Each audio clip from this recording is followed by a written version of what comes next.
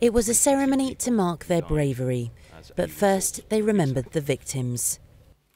John Atkinson, Courtney Boyle, Kelly Brewster.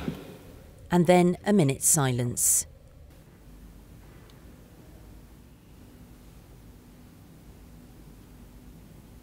John's instinct was to save lives. John Murray works for British Transport Police. He was one of the first people to arrive at the arena after the explosion. John is highly commended. We heard an almighty bang. I used to be in the Navy, and I knew straight away it was an explosion. It sounded like the gun going off on a ship.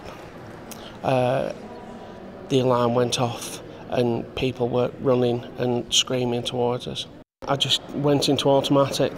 Some of my friends who were still in the military turned around and said, "Can't believe you ran to an explosion when you taught not to." So that I didn't think about. I just knew I needed to help people who needed help. 22 people, including 7 children, were killed that night in the suicide attack. Many more were injured. Lewis Brown was also one of the first officers at the scene. He'd only been in his job 6 weeks. I remember being aware that it was obviously very serious what had happened, and that is potentially a secondary device that did cross my mind on the first five minutes of being in there. However, I couldn't afford to go in the other way and just leaving people. Many of those honoured today say it's gone some way to helping them come to terms with what happened.